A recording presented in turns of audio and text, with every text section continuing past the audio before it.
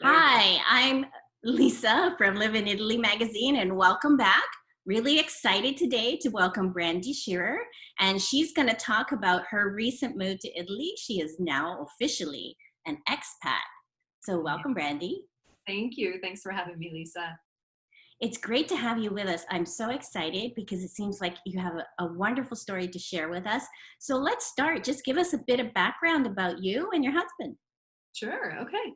I am a Midwest American kid. I was born in Iowa, raised in Columbus, Ohio. So very much a Midwest kid. I moved to New York City, which is where I met Paolo, my husband, and he was born and raised in Torino, Italy. So basically, that's how we got together as a couple.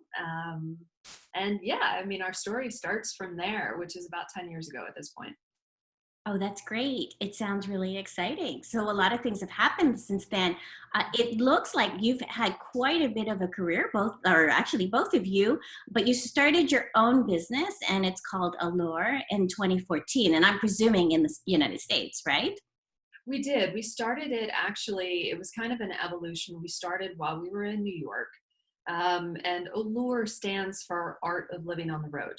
So I had started a blog, Art of Living on the Road, when we went on the road as nomads. So we wanted mobility to be a big part of our life. And we launched the consulting company in order to increase our mobility. So Paolo is a professional photographer. I'm a professional content creator, executive producer. And we knew between the two of us, we're a bit of a content creation powerhouse. We can get a Hmm. lot done in a very quick time frame. And I came up through the media world in New York City, and that was one of the keys, is that I always worked on the .com. So you had to make it look like the high brands that I worked for, like HBO and Food Network, on the digital budget, because I was on the digital team. So that was our specialty as an agency, and it gave us mobility. So we basically took the title of the blog that I had started that talked about the lifestyle that we had and made that part of a work for us, because we really are pretty close in terms of lifestyle and the work that we do. So when you say mobility, originally before you got to Italy, were you traveling on the road in an RV or how were you doing it?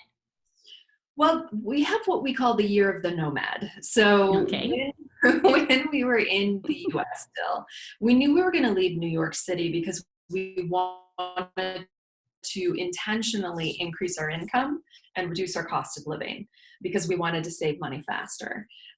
So we really focused on each year living cheaper and cheaper. And part of that meant for us not re-signing a lease and just being nomadic. So we actually flew in between here and Europe. So we would be in Europe for a couple months and then travel around the US with a car. And that was pretty much it. Like, we kept our expenses as low as we could. We stayed with family when we needed to. We were humble about that part of it. But really, the mobility was just not having an apartment that we were paying rent for and being able to go wherever we needed to go, whether it was for work or for travel, which travel was a big part of it because we love to travel.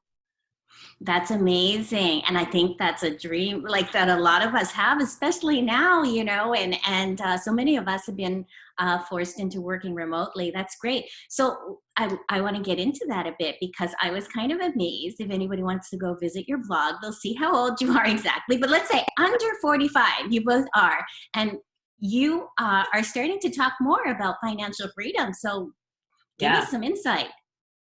That was a big part of it, which for us, we knew the big thing in the beginning was trust. We had to trust each other and say, there will be times where we don't make money, and that is okay if we do these other things. So the common goal was really the second. We had to really say as a couple, what we want down the road is to retire in Italy. So we kind of came up with a little bit, which is number three, of a mantra for ourselves, which is earn American, live Italian. So everything we did went through that filter, the money that we were trying to make, the way that we were spending our money, the things that we did not accumulate, those types of things. Those things all kind of came together. Mobility was another key there. So we needed that mobility to be able to move around so that as our income was increasing, we were decreasing our cost of living. So working in New York, you can make a lot of money, but you have to spend a lot of money to be there. Same as Yes. San Francisco. So Hmm. our theory was if we could make the money we did in New York outside of New York for our cost of living, we could put away quite a bit of money, which is exactly what we did. And I started to think of it as saving beyond our means, because a lot of people spend beyond your means. We weren't spending on anything. The other thing is the Manhattan delay is the way I call it. You wait until later in life to do things when you live in Manhattan. You don't buy a house, you don't have kids, you don't have pets, you don't have a car. Like all of those things that you would put large chunks of money away for at a younger age, when you live in Manhattan, you don't do that. You actually keep that money and put it in savings. So we really kind of took all of that into account for our philosophy, and it put us in an incredibly good position in our mid 40s. That's amazing. Wow, goals. Those are really great goals. So let's talk about Bardonecchia. Like I said, I don't want to give it all away because I want people to read and follow your story because it's really interesting. It's great for me. I look forward to each of your posts. But first of all, I think you need to tell us where Bardonecchia is and why you got there. Why would you choose there? Okay. So Bardonecchia, it's kind of a funny story, and I'll try not to make it too long. Bardonecchia is in northern Italy. It is actually, it takes Paolo 20 minutes to jog to the border of France. So it's Oh, very, wow. yeah, it's very sunny. I see France out my balcony now. So Bardonecchia was somewhere that was a part of his life growing up. So the place that we're in now is actually his parents' vacation home. And we chose Bardonecchia when we decided to move to Italy. We had a trip booked to go all through Tuscany and look through the area. We've been all over Italy and we love that area. So we had booked a whole month of house hunting, and then COVID hit and it changed everything for us. And we were quarantined here in Bardonecchia. And after we started staying here, we're like, we really like it here. It's like living in a national park because we are in the Alps. So we can walk outside of our door and do a different hike every day. It's gorgeous. So the big impetus for us with choosing Bardonecchia is we let it change our mind, which is another philosophy for us, which is be flexible. Life is not linear. Take the opportunities as they come up in front of you, as long as it still puts you in that same direction of your goal. For us, we were already here. It was our retire in Italy goal. So we remained flexible because we also assumed we would have to start working again right away when we got to Italy. But not buying a house and actually staying in Bardonecchia became very appealing. It had been an option for a while. Paolo's parents had wanted to give him the house years ago, and we kept saying, no, we don't want to live in Bardonecchia. It's too removed. It's not near a city. But once we got quarantined here, it changed our mind. So we were flexible with it because we realized if we bought something in Tuscany, we had the cash to do it outright. And we figured it would probably cost around $200,000 to $250,000 all in terms of buying a place and renovating a place. And if you keep that money in savings for 20 years instead, there's your retirement right there. Right. So that's awesome. What a plan. Yeah, we're excited about that. We keep our mobility and we still have a home base. So they basically gave him the house and we said, thank you very much. And that's Bardonecchia for us. That's amazing. I love that story. So we're going to backtrack just a little because I believe the time that you moved, and by following your Instagram and that, it's almost like you got out just in time. Like when we say just in time, we're talking about the pandemic and the lockdown and the quarantine and everything that we're going through now, but also the ability to fly. So how did that affect everything? It was crazy. We felt like we were in a mad sprint, basically, when things went wrong with COVID. So we had already made the decision and booked everything to come to Italy. And in doing so, we had given notice to our apartment complex. So we couldn't stay where we were. So when the lockdown started to be announced, we were like, oh, we may not even be able to get out of Washington, because we lived in Camas, Washington, right outside of Portland at that point in time. So I literally called the movers and said, could you get here sooner? And they got there the very next day and literally took all of our stuff, put it in storage. We didn't ship it to Italy like we planned. It's still back in the US. Oh no. We basically left that there. Oh yeah, it's still there. We left that there in storage. we sold our car the very next day and then went to the airport and flew to Florida because I have family in Florida, because all of our flights to Italy, everything was canceled with COVID already, because Italy was further ahead than the US was. It's about 6 weeks, I think. It was. And so we saw it coming and we were already getting prepared to move, but we just kicked everything into high gear and I called it, okay, plan B. And we just started running, and we felt like we didn't stop running until we got here. And the only reason we got here is that while we were in Florida, there was a group of about 200 young Italian students that were working for Disney that had been laid off and were stranded in Florida. So we called basically the consulate to see if they were going to try and get the kids home, and they were. So we took a repatriation flight from Florida to Italy. And the only reason I could do that is that I became an Italian citizen as well in September of 2019. So. Oh, well, congratulations. Oh, that was kind of the next question too. Too tough for you, sorry. No, that's okay. Nothing is linear, right? I'm learning that from you. I'm not linear. An interview. Sorry. No, don't be. No, it's great. So yeah, so you are both Italian citizens then. Did that take a while for you? It did. For me to get Italian citizenship took 6 years. For Paolo to get his American citizenship took 5.5 years. So this is what I say to anyone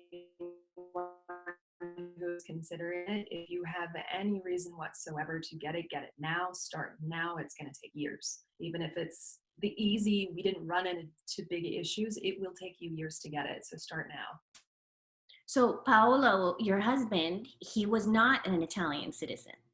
No, he's an Italian citizen and an American citizen. So he got his American citizenship.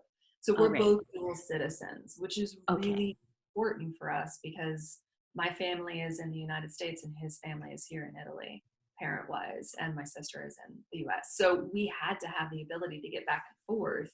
Right. We knew that before COVID hit, but had we not both had dual citizenship when COVID hit, we could not have gotten to our families together. We'd have had to separate. Oh, wow. Yeah. He would have had to come to Italy to check on his parents without me, because right now Americans cannot come into Europe at all. Right. Yeah. And on our website, probably on your blog too, we've put a link to that. So you can, everything just keeps on changing, but it's important if you're Italian or even not Italian to check on, traveling back and forth. And things seem, like I said, to be changing all the time. So very lucky, very fortunate for the two of you that it worked out by the sounds of it. That's great.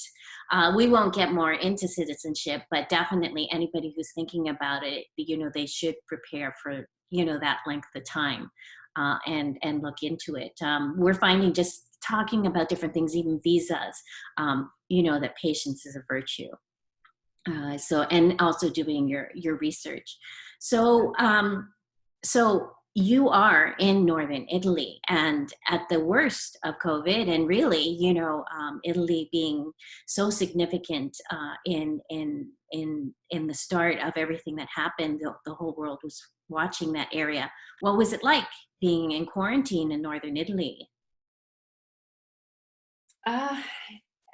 Numbing, honestly, just numbing. I think we came a little bit later.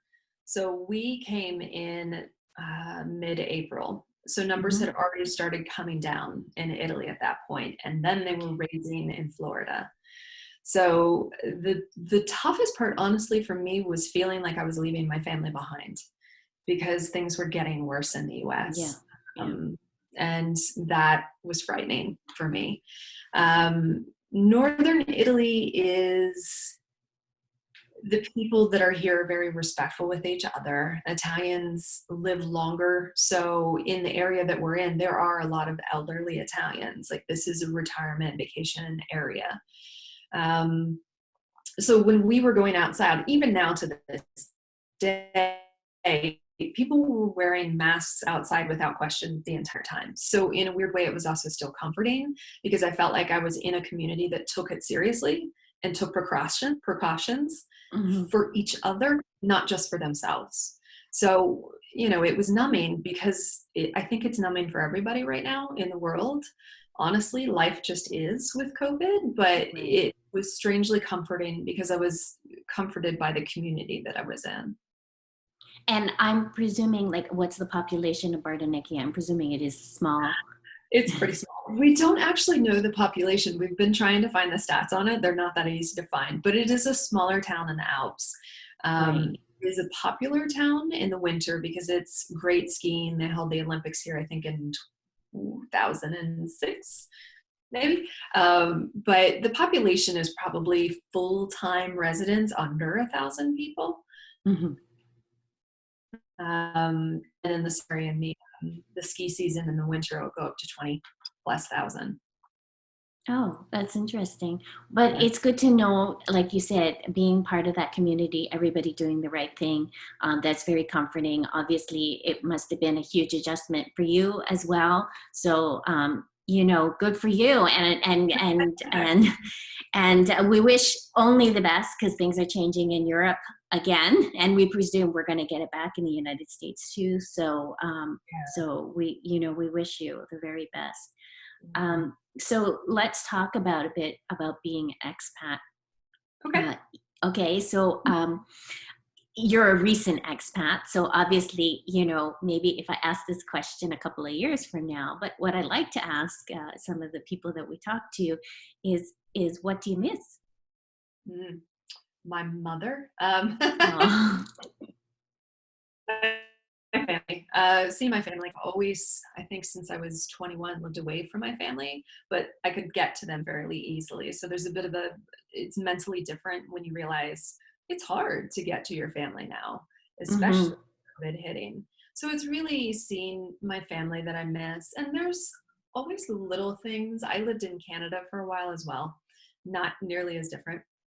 Um, but there's foods that you miss that you can't get as easily. Little things like brown sugar or maple syrup or vanilla for cookies. So your life changes around those things. But it's also interesting because when you move to a country where the language is different, you lose a bit of your personality for a while. You're much more muted. I can't Hmm. make jokes very easily. People don't get to know me very easily because I sound like I'm 5 years old in Italian right now. So you kind of have to get comfortable with being embarrassed, get comfortable with not being the best version of yourself, and know that that's going to take a couple years. Yeah, at least. Yeah. Because we've talked about that. It's sometimes the humor, the colloquialism, everything like that. You can know maybe Italian, but then when you get to that comfortable, and I also hear that every region has different dialects too. So there are plenty of obstacles. So when did you start learning Italian? I've been speaking Italian. We've been coming to Italy about twice a year for 9 years now. So I never spent time learning Italian, but I've been picking it up for years. Hmm. And so I could kind of, I'd be okay to ask where the bathroom was or how to order food in a restaurant, but that's as far as it went. So I didn't start learning Italian until I got to Italy, which was a mistake. I should have started sooner. But I basically started the same way a lot of people do with Duolingo, and then changed the methods I was using because I very quickly realized this isn't a game. This is life skills. Like I need to be able to speak the language just for basic survival. So Right. I've really, oh, church bells, sorry. For every Oh, I half an can't hear hour, them, but I wouldn't mind having the sound effects. it's my alarm clock in the morning now. I wake up to church bells. Oh, nice. Yeah. So yeah, for me, I literally started learning Italian, I would say in April when I got here. Okay, so how's it going? It's going. Yeah. Yes, church bells threw me off. That's funny. It's going faster the last 2 months because I kind of changed the way I was doing it. Hmm. Um, I felt like Duolingo was taking too long. It's fun and it helps, but you don't need to be talking about snakes and boots that often. So I think for me, what I started doing was doing a work smart method instead. So it's Hmm. just packing volumes of words into my head right now with old school flashcards like a kid in school. And now I have a plan of saying, all right, when I get to a serious volume of words, I'm going to switch over to conjugating verbs so I can start creating sentences more easily. And that really changed things. The last couple times we've gone to visit Paolo's parents, they're like, wow, she's talking to us. This is great. Like, because they don't speak English. So it's Right. really changed things quite a bit. That's great. I mean, it's going to take a while, but I think you're right. I mean, that's amazing. I like the whole flashcard idea. It's just like just getting that in, and because you'll have obviously the practical experience because you're there and you have to do it. But you know, by giving yourself that academic kind of base too, that's really good. So Yeah. let's see. A year from now, we'll have another conversation. It won't be in Italian though. I'll try. Okay. I'm gonna try.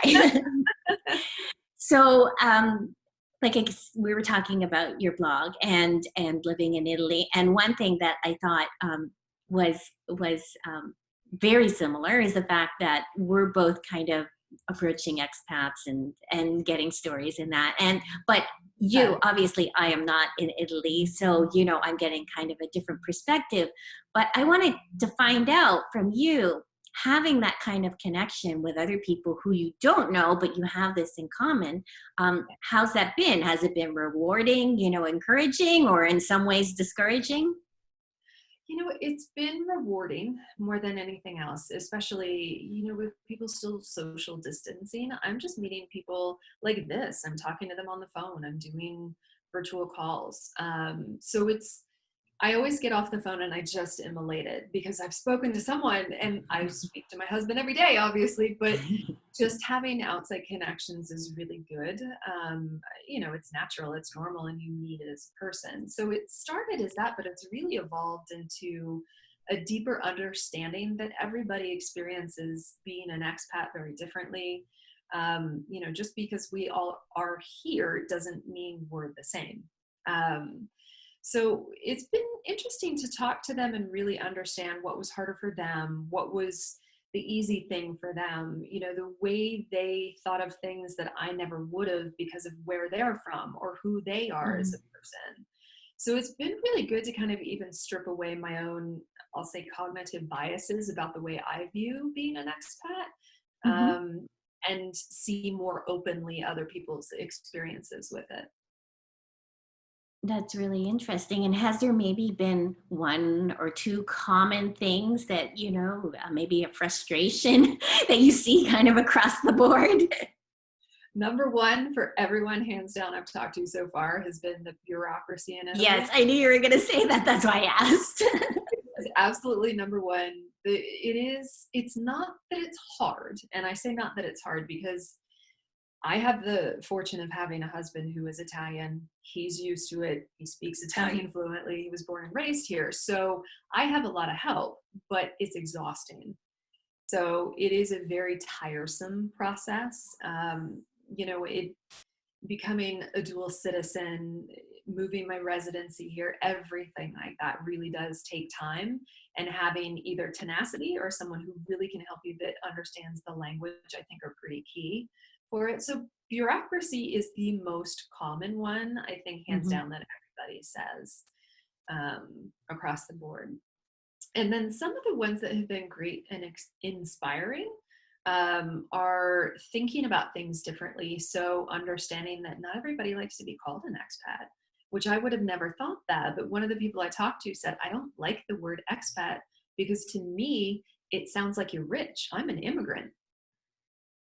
So Right. it's a different, you know, mindset that other people have to really understand. And I I had never never thought about the rich thing. When we heard it. talk about expat, I think sometimes expat, we think of people who are frustrated about where they've come from or something like that. But the rich part is new. That's new to me. She was a younger girl, and she's, I think, 27 now, but she came here when she was 18. Mm. So she came by herself to go to school and then stayed. And so for her, whenever she heard expat, she was thinking, well, those are the rich people that can afford to have a nanny or not work and their husband works. So they're wealthy. I'm an immigrant. So it was really interesting to realize, someone could kind of go through a similar thing, literally moving to a country, changing your residency, and come out feeling very different about the word expat based on where they're from, either their age or their social economic status. Right.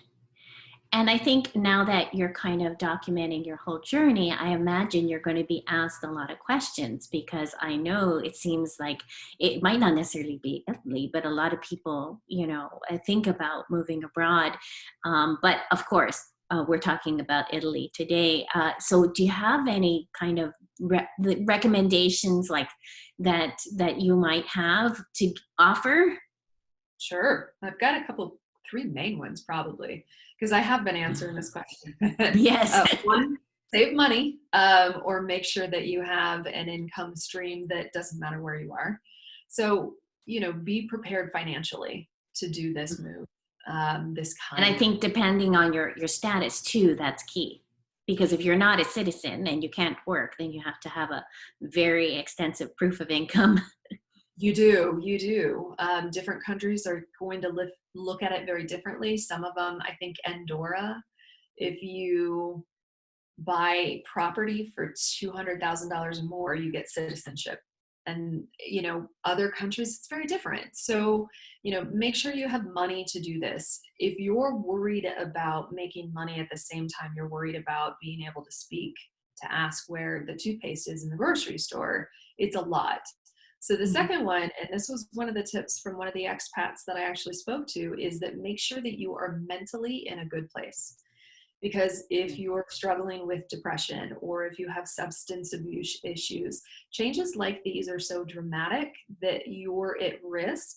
So make sure that you're in good financial and good mental space to actually be able to make a change like this. And I think the third one is just make sure that you're someone who is either flexible or really in love with the culture that you're moving to. So take your time and experiment. Try it for 6 months, try it for a year. Don't sell everything off and move without never going to the place that you're thinking of.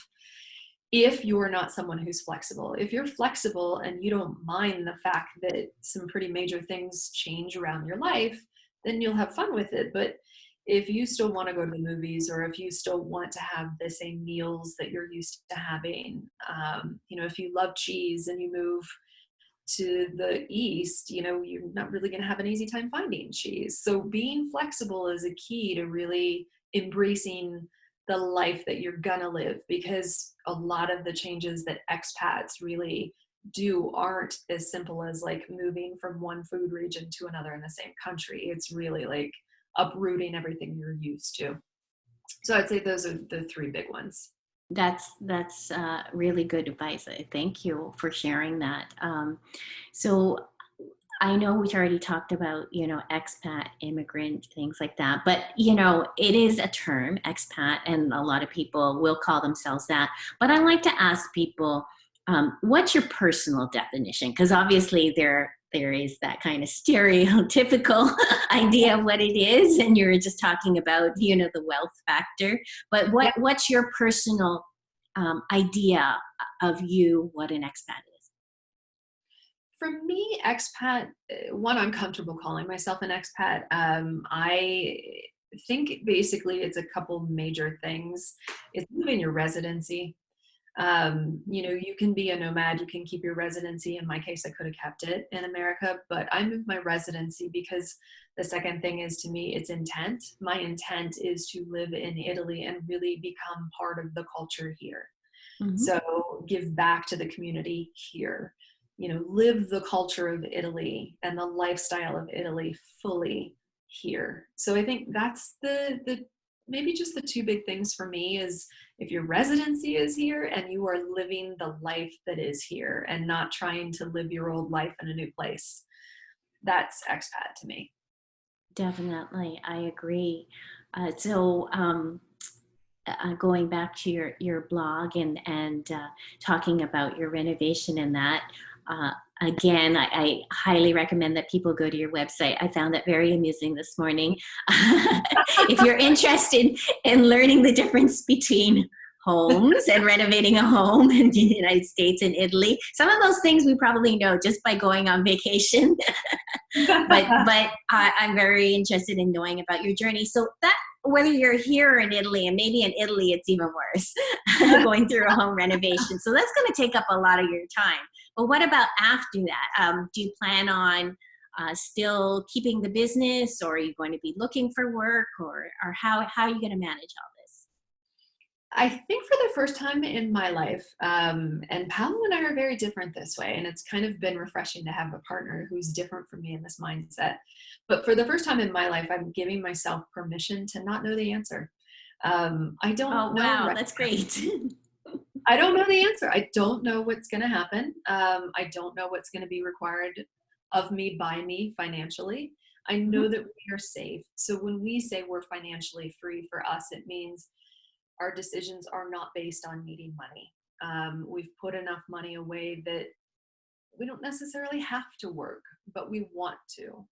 mhm, Um, and we want to on projects that mean something to us. So for us, most likely this year, we're not trying to find work. We're not trying to regenerate an income stream, because with COVID, clients called and canceled contracts. I think that happened to a lot of people that work for themselves. yes. So I gave myself permission not to know right now. And I can do that because we are financially free. And I lived in debt for years, and I paid rent on $5 an hour when I was younger. So I know the advantages that I have to be able to have that freedom in that time. And I don't want to take them for granted. So we will work. We most likely want to work on intellectual property that's ours and Mhm, passive income streams, so right, that we can keep our mobility, so we can continue to travel, so we can continue to make decisions that keep us in this path towards completely retiring early. I mean, we're at that point now when we're in our mid 40s. Our decisions will be based on, how much do we want to work? What kinds of work do we want to do? How much more do we need to do? We get to ask right. ourselves different questions now. Well, it certainly seems, because you're both creatives, that you're also giving yourself that time as well. Because being a creative, you don't have to be structured, and it's good to have those open spaces and not have plans. So I really wish you the best in that. It'll be very exciting to see where you are, and maybe we'll come back and talk again. Another year, in a year, if not sooner, and see how it's going. I really look forward to that. So while we wrap things up, I think is a good time, since I've been talking about your blog and site and your business and that. Why don't you tell us how to find you? The easiest way will probably always be just going to alor.blog. It's ALOR.blog. We're on Instagram as well. But really, primarily, I'm going to keep alor.blog going. I have for 6 years at this point. And we may change certain things. Like our Instagram account will always be ours, but we might change the name of it. So I just like saying alor.blog is the easiest. We'll always be there. Um, it's where I have the most fun, where I get to be the most creative. And it's also where you can connect with Paolo, because he's a photographer and visual artist. Um, and whenever he releases new things, we'll talk about it there. So that's the best That's spot for great. us. And then you're also on social media, so you can. How do we find you there? Would you believe I have to look it up? I'm glad you guys edit. Like, what's my handle right now? I know. I couldn't even tell you. I'd have to look it up. I honestly have to look it up right now. Oh, well, I'm using my name right now. Okay. And I say that because we've changed it over time. Right. I like that freedom. I think both of us as creative people need that freedom to change it. Yeah. But now it's my name, Brandy Shearer, with a Y and SHEARER_ALOR, ALOR. And Yeah, well, the reason why I say is because I've been finding, you offer kind of like little tips in your stories and that, and I think that's great. But yeah, definitely go visit the blog first. I love the stories, the images, obviously being married to a professional photographer are just gorgeous. You know, it's a beautiful site. So again, I wish you both the very best, and through renovation, because whether it's here in Italy, you know, it's never nice. So I hope it goes all smoothly. Once again, we're Live in Italy magazine. You can find us at www.liveinItalyMag.com, and same on social media, Live in Italy Mag. And we hope to talk to you again very you. soon. I look forward to it. Hopefully the next time we talk, our house is done and I can give you a tour. Yes, definitely. Thank you. It's kind of messy, but yeah, go ahead. You ready? Yeah. Okay. I'll have to grab a jacket, but it's a little dark. That's one of our big issues. Oh, I was wondering about the tank top. It's like, it should be cold there by now. You're inside. You know what? The tank top is because I get nervous when I have to talk about myself. So I have to grab a jacket to go outside because it is chilly and the sun is going down. So, okay, you ready? Yeah. So we're lucky because we have a little bit of privacy, but we still have a little bit of view. So let's see. There's the Alps. Oh, wow. Oh, I'm jealous. And then France is behind this tree. So when those leaves drop, you can see kind of a little bit of a ridge back there. That's France. So, I mean, how many miles is it then? Oh, walkable. I mean, it's no way. Yeah, Paolo will jog and he gets there in 20 minutes. So we could walk into France, and we actually have to be careful not to right now. Because technically you have to go get tested for COVID. Right. You go to any other country when you come back to Italy. Beautiful. Thank you for that. Wow, it's so pretty. So where are Paola's parents now? They don't live with you. They do not. They're in Torino. So their primary residence is down in Torino. So they're down and there. Torino is where? Oh, it's the big city, you said. It's the big city. It's basically an hour and like 15 minutes by train from here. It's actually really beautiful. A lot of people don't know Torino. They know Rome and Venice and Florence. Torino is, it's the big city in Piemonte, and it's really close to wine country. So we'll go down, see his parents, and like take them and go down into wine country and visit. So it's about an hour and I think 20 minutes north of like the real Barolo